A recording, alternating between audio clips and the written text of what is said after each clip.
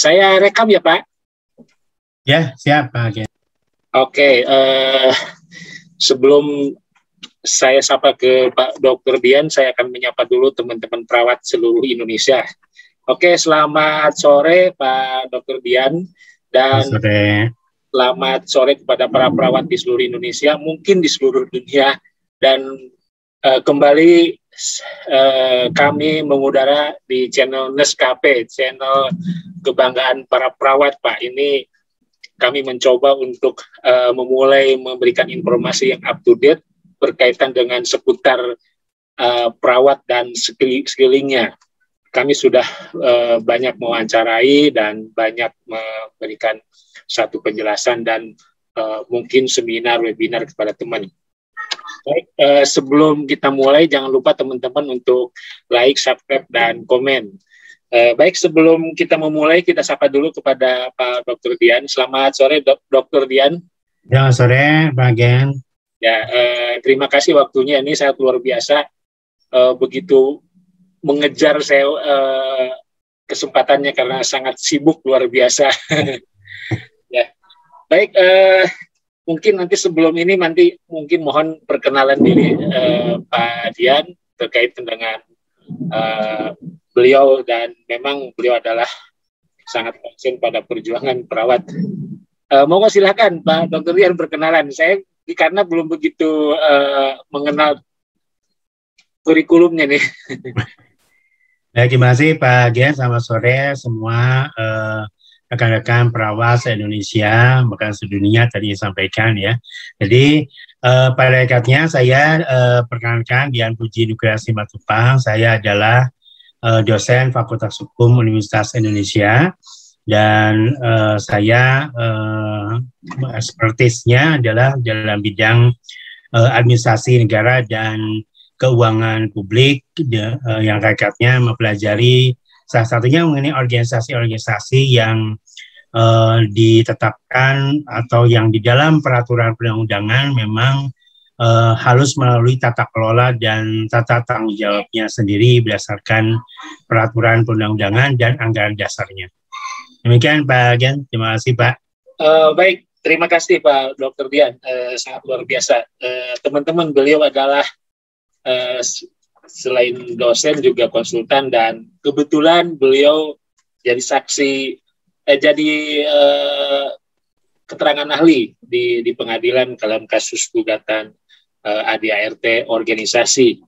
Baik, mungkin yang akan saya tanyakan itu konsep kaitannya dengan organisasi, terutama organisasi profesi, yang Pak Dokter ketahui sebetulnya dalam peraturan perundang-undangan organisasi profesi itu sebetulnya apakah sama dengan organisasi yang lain, ormas-ormas yang lain, sesuai dengan undang-undang ormas atau peraturan yang lainnya. Monggo. Baik, terima kasih Pak Gen. Jadi organisasi profesi sebagaimana di dalam undang-undang tentang organisasi kemasyarakatan, dia merupakan badan hukum yang didirikan oleh masyarakat, bisa dalam bentuk perkumpulan, dalam bentuk organisasi, profesi, atau bentuk-bentuk lainnya yang pada hakikatnya merupakan kelompok masyarakat yang didirikan untuk maksud dan tujuan tertentu. Jadi ketika ada suatu badan hukum yang mempunyai tujuan tertentu, mempunyai kekayaan sendiri, dan mempunyai tata kelola sendiri, dia kemudian berkumpul dalam suatu organisasi, dan di dalam peraturan formal negara, maka itu dinamakan sebagai organisasi kemasyarakatan. Begitu. Baik. Nah, kan sebagian perawat mungkin banyak kadang-kadang tabu mengenai hukum nih, apalagi kaitannya dengan sengketa, gugat-menggugat. Nah, mungkin sekarang juga banyak kaitannya dengan gugatan-gugatan dari masyarakat terkait dengan pelayanan. Malah sekarang banyak ke arah individunya, bagaimana perawat, praktek, dan itu memang sangat menurut saya mesti menjadi pendidikan buat teman-teman ya, Pak Dokter ya. Jadi, nah sebetulnya substansi di profesi kita tuh yang sangat sangat spesifik lah, mungkin dari ormas yang lain itu sebetulnya ada nggak aturannya seperti itu? Ya, tentu berkaitan dengan organisasi profesi, perakatnya bergantung diserahkan kepada masyarakat itu sendiri, yang tentu ketika organisasi profesi perawat misalnya, tentu perakatnya mengikuti mendasarkan pada beberapa peraturan perundang-undangan yang berkaitan misalnya tentang undang-undang kesehatan atau undang-undang kedokteran atau undang-undang lainnya yang tersebar terkait dengan profesi perawat ini. Dan perakatnya Pak Gen, bahwa suatu organisasi profesi memang didirikan, salah satu yang paling penting untuk organisasi profesi adalah melindungi dan menjaga etika profesi dan juga melindungi martabat dari profesi tersebut. Saya selalu menyampaikan bahwa organisasi profesi itu dia menjaga dua hal, yaitu kemuliaan dari profesinya dan juga kedua martabat kemanusiaannya. Jadi ketika profesi perawat apalagi dia kan harus menjaga, harus dimuliakan karena peran serta dan tugasnya yang sangat dibutuhkan masyarakat, sehingga dia membutuhkan suatu organisasi yang dapat memberikan perlindungan kepada profesi perawat ini. Di sisi lain juga menjaga martabatnya supaya kemudian dia dapat menjalankan tugas dan pelayanannya. Tetapi tentu itu membutuhkan suatu organisasi yang solid, yang juga bermartabat dan disiplin, yang penting disiplin terhadap aturan konstitusi organisasinya, sehingga dia tidak kemudian menggunakan organisasi profesi untuk kepentingan seseorang atau kelompok. Begitu, Bang. Ya, ini teoritisnya bagus banget ya. Jadi kalau memang memahami konsep teori organisasi buat kemuliaan dan kemartabatan sungguh luar biasa. Tetapi kemarin kan Pak Dokter sebagai saksi keterangan ahli diberikan suatu penjelasan di depan sidang. Apa sebetulnya, kenapa bisa terjadi sengketa itu menurut Pak Dokter Dian? Ya, inilah banyak sengketa yang terjadi, bagian rekan-rekan perawat semua, itu terjadi karena tadi tidak menjaga disiplin organisasi, yang pada hakikatnya dia harus menjaga marwah organisasi itu dengan menjaga konstitusi organisasi, yaitu anggaran dasar dan anggaran rumah tangga. Dan itu harus dijalankan secara konsisten. Dalam keadaan darurat, keadaan apapun, sebenarnya semua organisasi pasti harus tetap disiplin pada anggaran dasar dan anggaran rumah tangganya. Dan itu yang harus dipegang teguh.